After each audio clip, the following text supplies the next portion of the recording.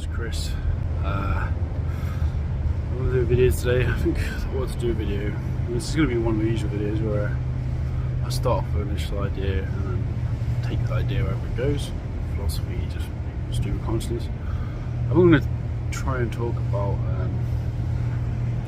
I've talked before on the channel about mental health, and I'm going to try and think about that, talk about that from a philosophical lens of some sort.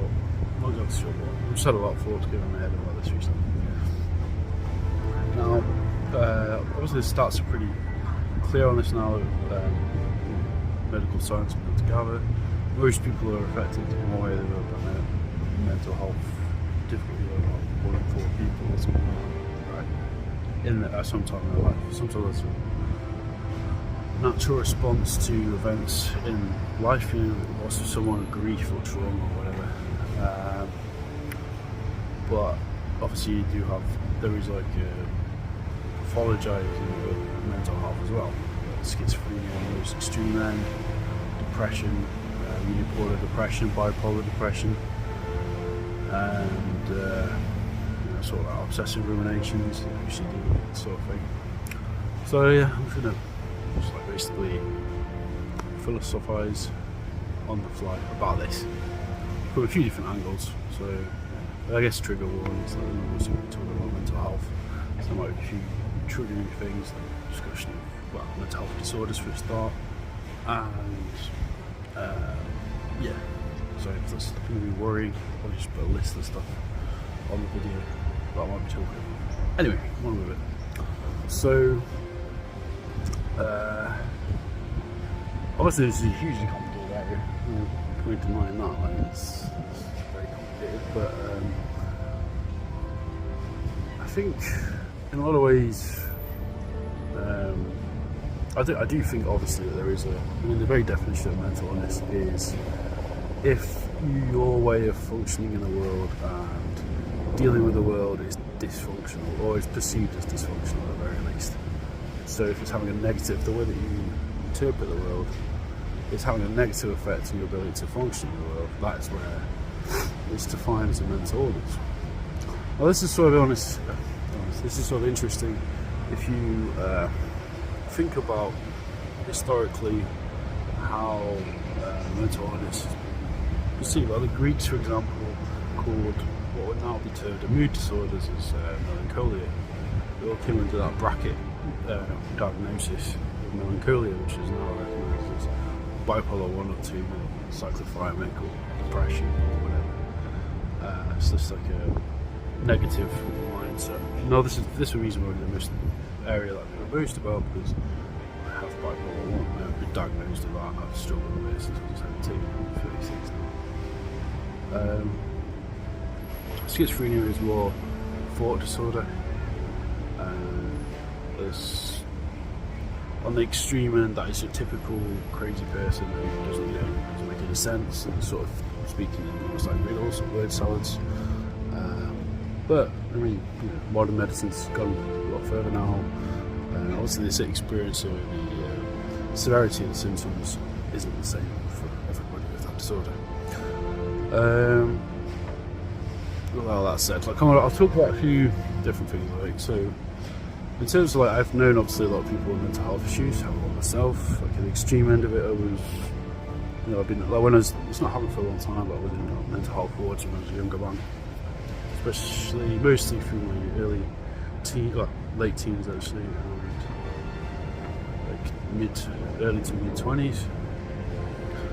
I was lucky enough to sort of get medical help and having support network, which is important.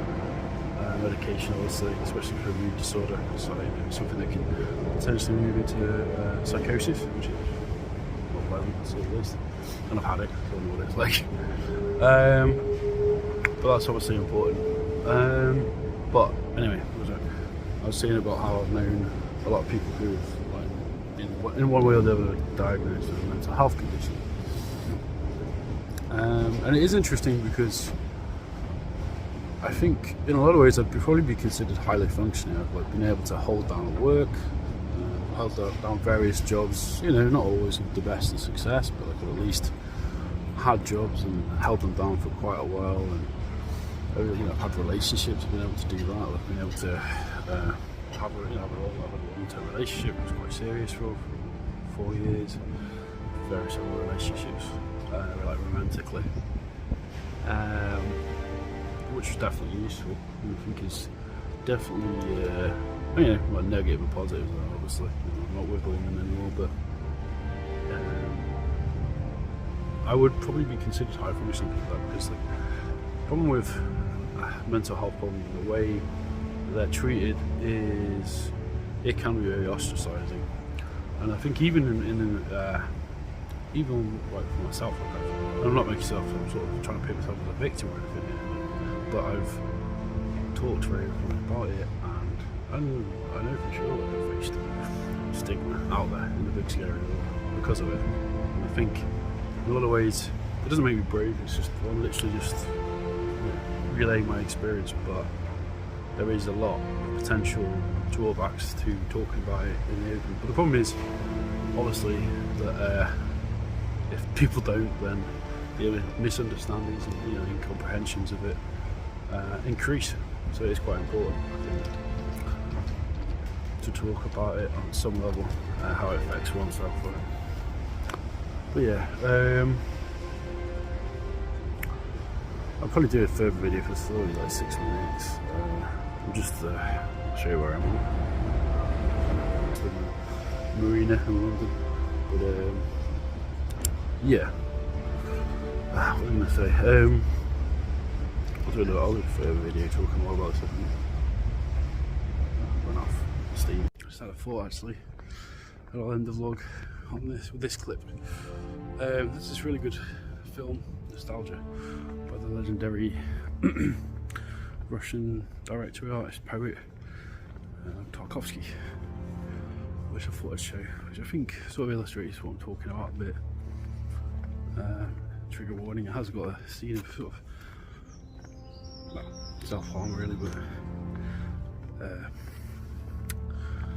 at the end of it, but obviously it is a very sort of deeply meaningful scene about what we're talking about, so yeah, just repost that. Io non posso vivere contemporaneamente nella mia testa e nel mio corpo, per questo non riesco a essere una sola persona. Sono capace di sentirmi un'infinità di cose contemporaneamente. Il male vero del nostro tempo è che non ci sono più i grandi maestri. La strada del nostro cuore è coperta d'ombra. Bisogna ascoltare le voci che sembrano inutili. Bisogna che nei cervelli occupati dalle lunghe tubature delle fogne, dai muri delle scuole, dall'asfalto e dalle pratiche assistenziali entri il ronzio degli insetti. Bisogna riempire gli orecchi e gli occhi di tutti noi di cose che siano all'inizio di un grande sogno. Qualcuno deve gridare che costruiremo le piramidi, non importa se poi non le costruiremo, bisogna alimentare il desiderio. Dobbiamo tirare l'anima da tutte le parti, come se fosse un lenzuolo dilatabile all'infinito. Se volete che il mondo vada avanti, dobbiamo tenerci per mano. Ci dobbiamo mescolare i cosiddetti sani e i cosiddetti ammalati. Ehi, voi sani, che cosa significa la vostra salute? Tutti gli occhi dell'umanità stanno guardando il burrone dove stiamo tutti precipitando. La libertà non ci serve se voi non avete il coraggio di guardarci in faccia, di mangiare con noi, di bere con noi, di dormire con noi. Sono proprio i cosiddetti sani che hanno portato il mondo sull'orlo della catastrofe.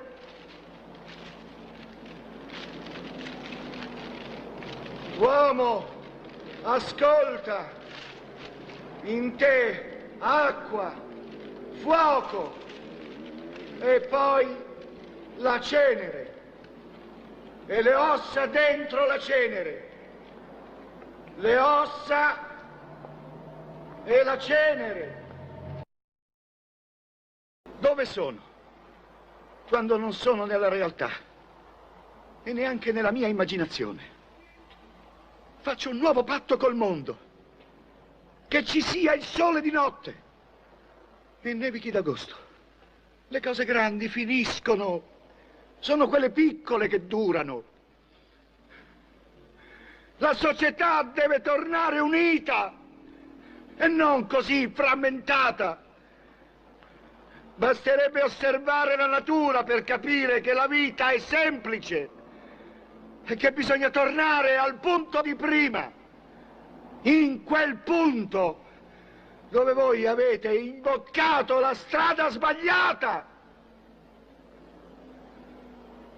Bisogna tornare alle basi principali della vita, senza sporcare l'acqua. Che razza di mondo è questo?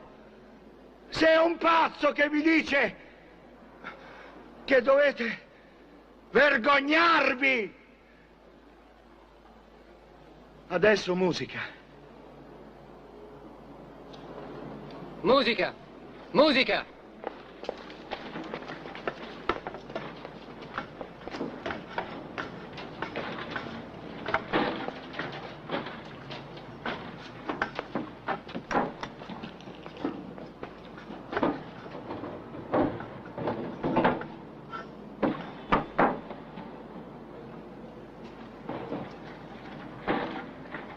Questo l'ho dimenticato.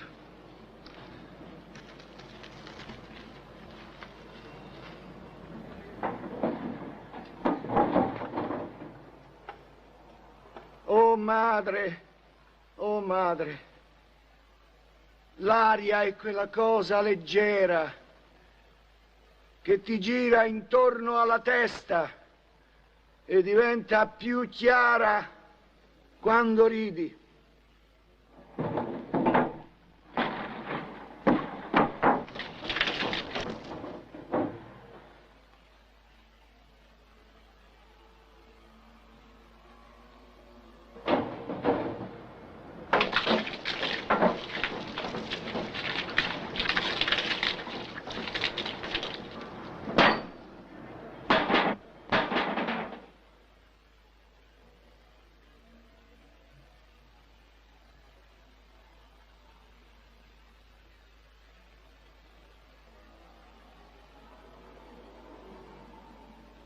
La musica non funziona!